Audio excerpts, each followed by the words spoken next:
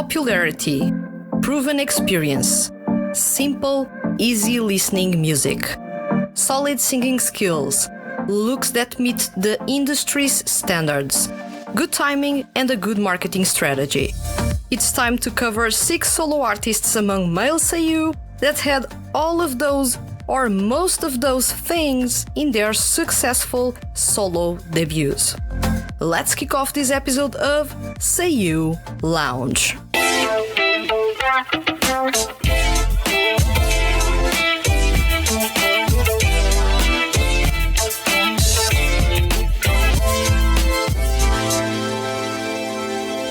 Welcome to Seiyuu Lounge. I am your host Vanessa, and today's topic is Seiyuu artists that prove that a perfect debut is possible.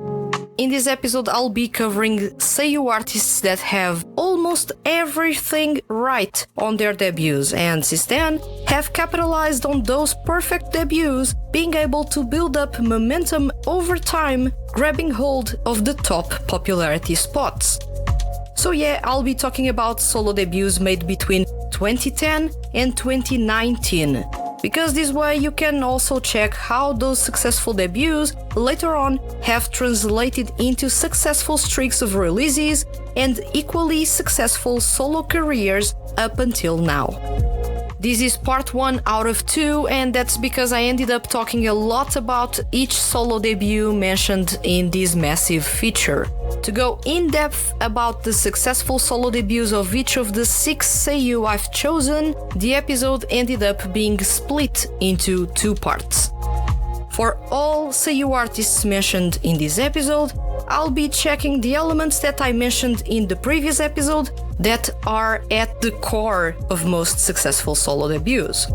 For reference, those elements were seiyuu being popular prior to the debut, having proven experience as a singer, mainly 2D music projects and previous careers as solo artists or musical actors, embracing a simple, easy listening music genre for their debut CD, looks or visuals meeting the industry standards, acclaimed singing skills, good timing, and a good marketing strategy by the music label to promote said solo debut.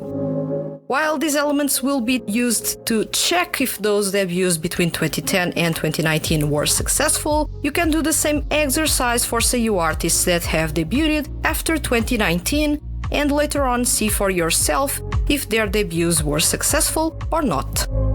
Well, if you haven't noticed, in the past decade there were many seiyuu that decided to venture to the music industry and be solo artists.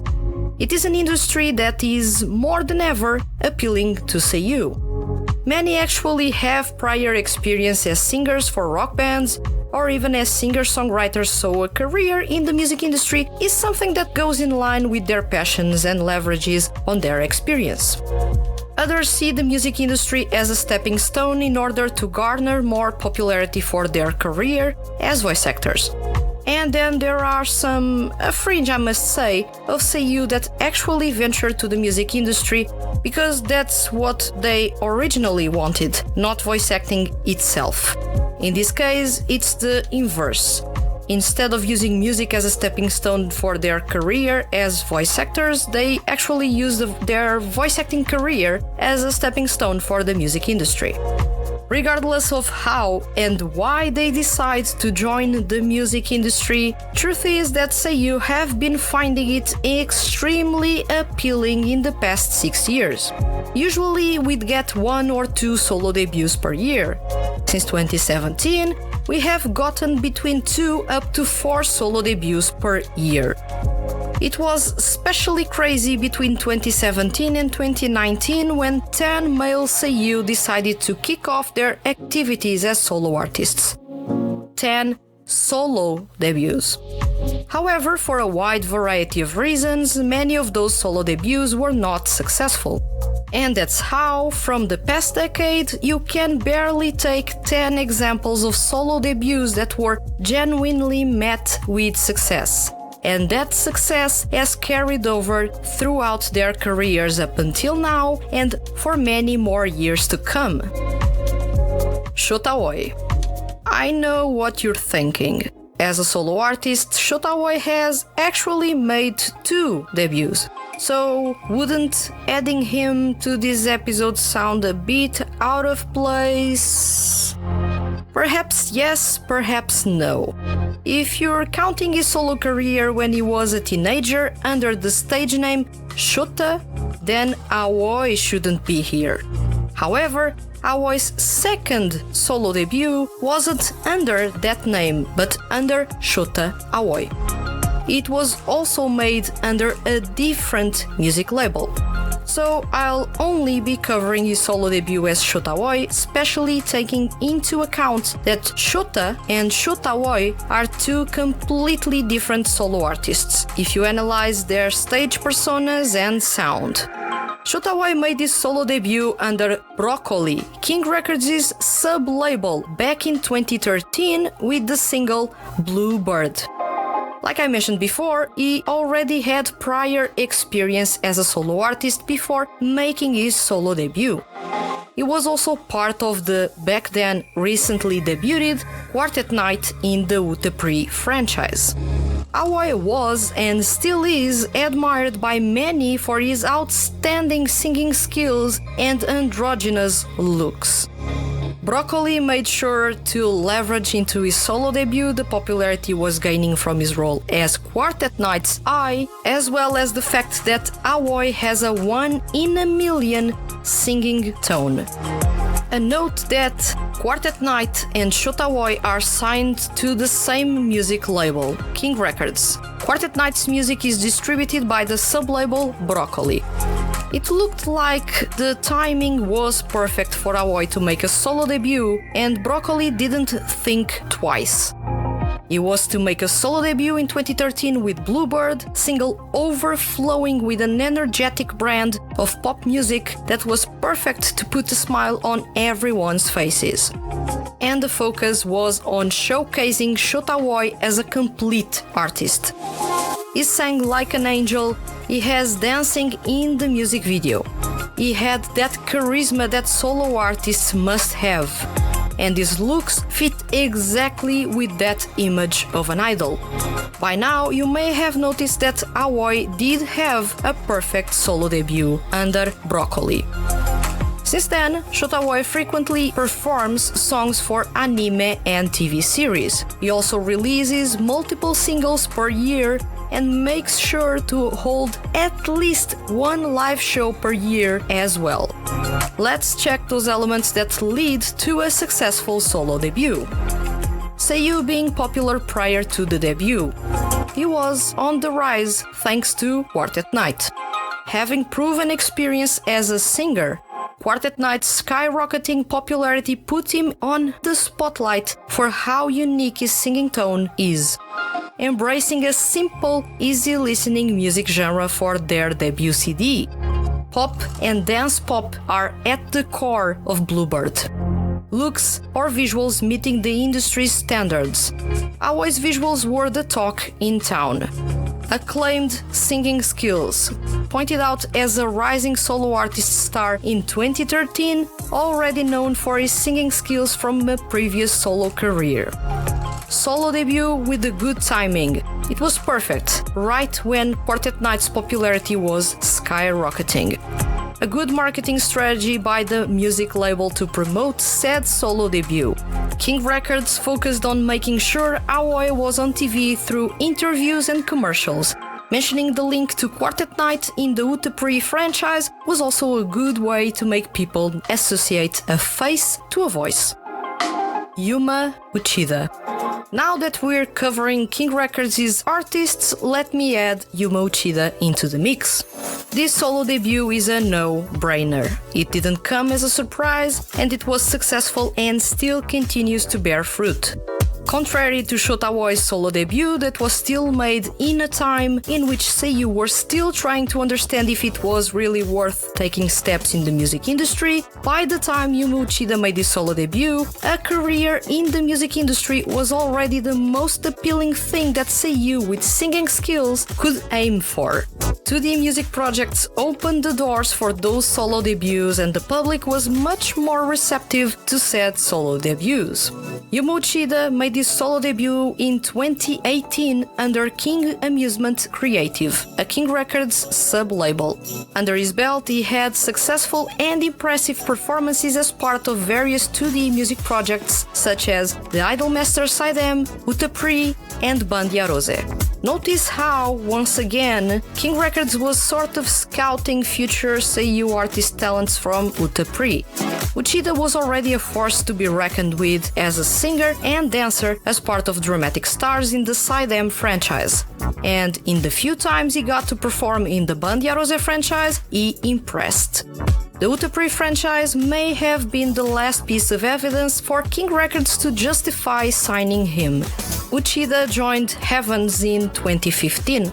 While the 7-member lineup didn't provide him with many opportunities to shine, when it came to the solo tracks and duet songs, Uchida made sure to leave a mark.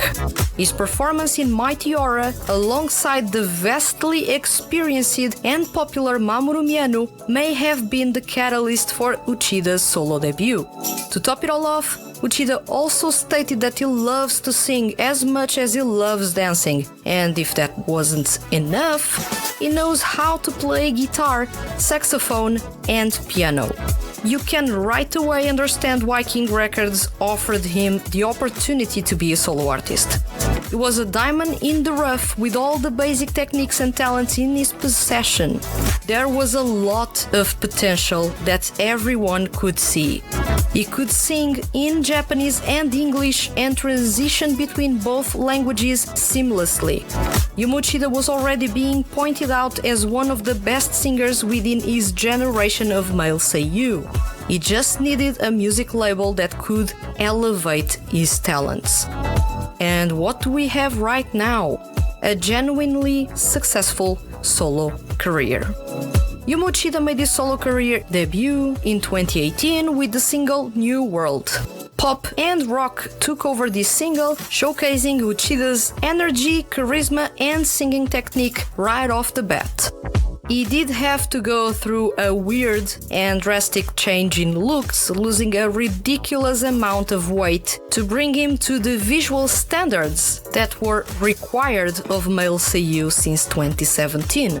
With plenty of experience in 2D music projects and exposure from his Best Rookie Seiyuu Award at the 2017 Seiyuu Awards, King Records only had to focus on promoting Uchida good enough and it instantly bring in a crowd.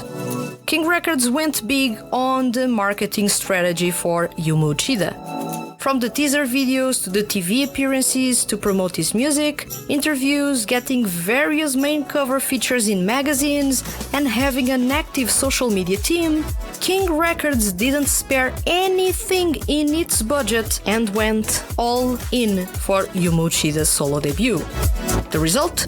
One of the most successful solo debuts among male seiyuu, and up until now, one of the most consistent solo careers among male seiyuu. His social media and marketing team are the most active out of all seiyuu artists, and Uchida himself, in a way, interacts with his fans by leaving daily messages about what he's doing, even outside of his career in music. Not to mention the forward thinking of his social media marketing team. As a pop artist, Uchida can shine in more than one social media platform. Full music videos are available on YouTube, and he's even got a presence in social media platforms like TikTok, which is perfect to showcase his singing and dancing skills to an audience of potential Generation Z fans. Since then, Yuma Uchida frequently performs songs for anime series and releases multiple singles every year. Let's check those elements that lead to a successful solo debut. Seiyuu being popular prior to the debut, Uchida was a rising talent in the seiyuu industry with awards to his name. Having proven experience as a singer, he was part of several high-profile 2D music projects. Some of the groups he was a part of prior to the solo debut included Heavens, Dramatic Stars, Osiris, Lancelot, Eden, and Eve, embracing a simple, easy-listening music genre for their debut CD. He was performing pop rock. Looks or visuals meeting the industry's standards. Yuma had to go through a visual transformation to meet those. Acclaimed singing skills. Both the industry, fellow seiyuu, and fans recognized his talents, and there was some buzz about wanting him to make a solo debut. Solo debut with a good timing. Carrying over the explosion of popularity of the Idolmaster Saidam in 2018, and with the industry's attention on him because of his Best Rookie Seiyuu Award in 2017. Good marketing strategy by the music label to promote said solo debut. King Records went all in to promote Yuma Uchida. He's the artist in the music label that has the best social media marketing team, thinking ahead and targeting possible fans across various generations by focusing on an omni-channel strategy. He's also a big presence on TV music shows and festivals. Toshiki Masuda. I feel like I don't write nor talk enough about Toshiki Masuda, although he's one of my favorite seiyuu and singers. Well, while you and I may notice the record-breaking solo debut of Soma Saito or Shota Aoi's flawless solo debut, many people tend to forget about Toshiki Masuda's solo debut. What I love about this solo debut is that it was made without any fanfare. No major promotions on TV besides the normal stuff, an interview or two for a Nani Song music channel. Plus, he made a solo debut under a music label that was not used to housing seiyuu artists, and to top it all off, while embracing a music genre that many seiyuu didn't usually embrace.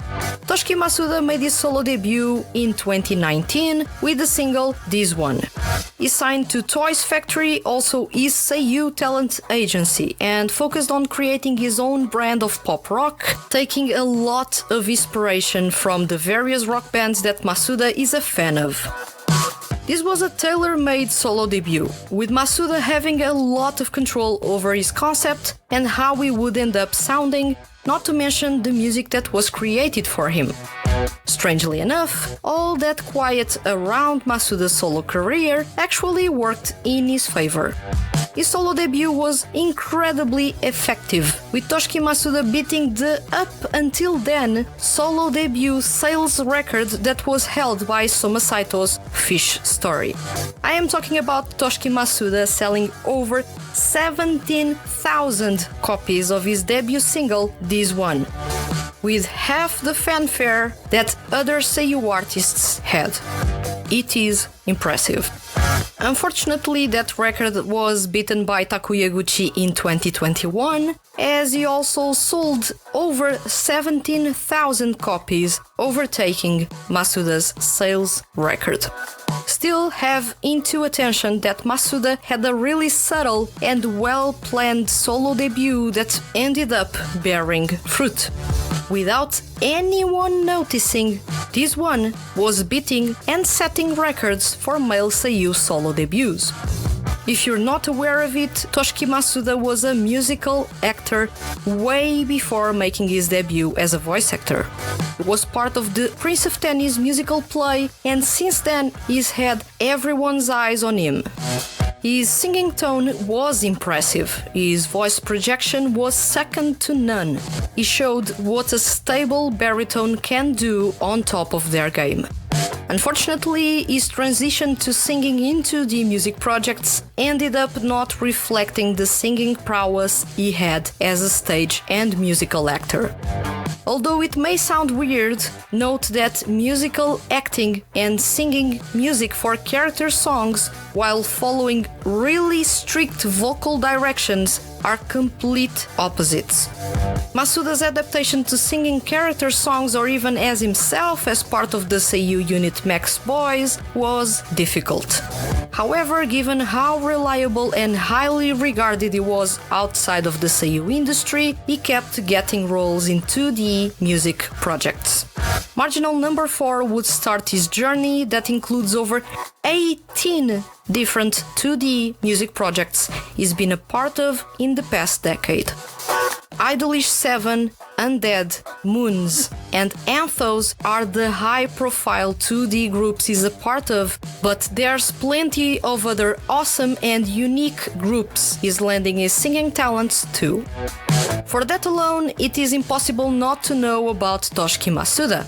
He's everywhere when it comes to 2D music projects.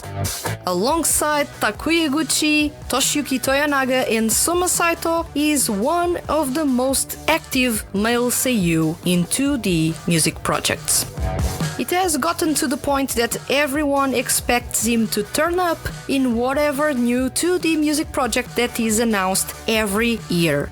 And you can bet he joins at least one per year. Toys Factory went for a quiet solo debut for Toshiki Masuda, and that worked strangely well. Masuda alone is pretty active on his Twitter account, and that was already plenty of publicity for the solo debut. It seemed to me that the music label was confident that Masuda had more than enough willing paying fans in his fanbase that would follow his solo career, and simply focused on optimizing their marketing efforts to target those people specifically. It paid off. As far as Masuda's career goes after solo debut, he often goes on long periods without releasing music. However, every time he releases a new CD, it was as if his marketing team had been promoting him 24/7 every day.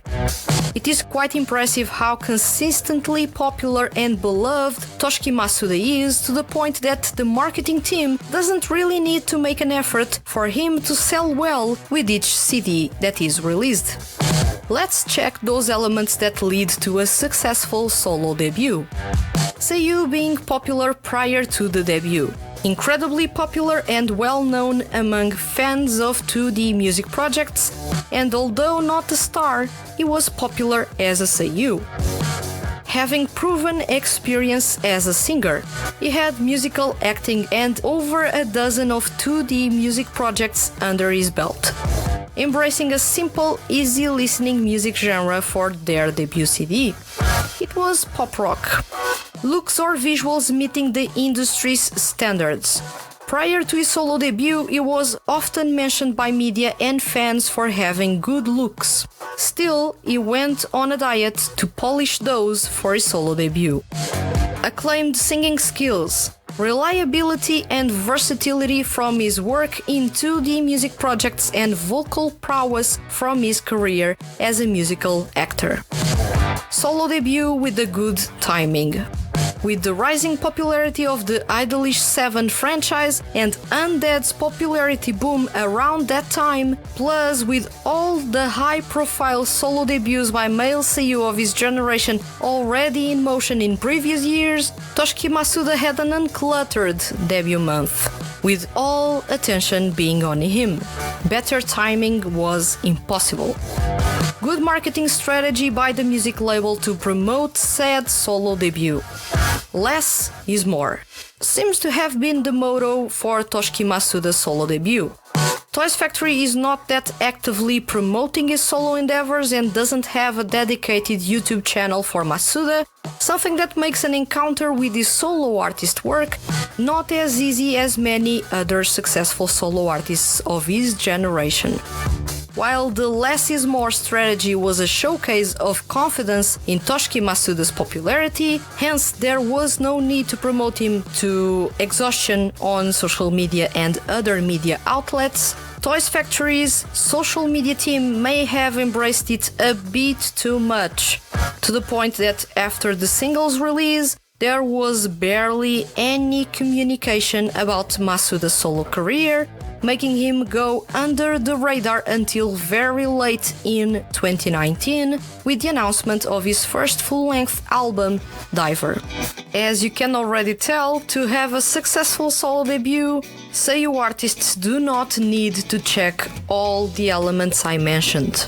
There are plenty of elements that are specific to the seiyuu themselves that ultimately dictate whether a solo debut ends up being successful or not.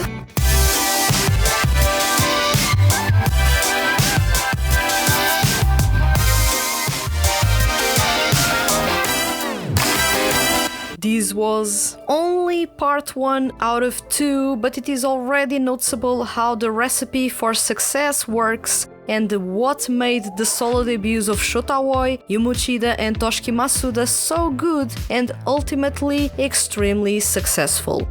Sometimes it is good to go all out for the marketing strategy like King Records did with Yumo Uchida. At times it is good to have a subtle approach to the solo debut and embrace more the personality of the seiyuu, while being confident that the seiyuu's popularity is more than enough to drive in sales like it did with Toshiki Masuda. Sometimes starting again and making a timely solo debut is a good strategy. What happened to Shota Aoi could happen to any of the seiyuu artists I mentioned on episodes 51 and 52. Just look at Aoi's story and notice how it is possible to make a solo debut twice, start again and be successful, and all it takes is a music label that cares and is determined to put that seiyuu artist on the spotlight. Now tell me, if you could choose the approach to your favorite seiyuu solo debut, which would you pick? A solo debut filled with fanfare and exposure, or a subtle solo debut relying on their pre-existent popularity? Let me know in the comments, and remember, leave your comments as complex or as simple as they may be, and you can be featured on upcoming episodes of Seiyuu Lounge. If you enjoyed this episode and don't want to miss the Hand That Feeds HQ's weekly male seiyuu and music related content, hit the subscribe button.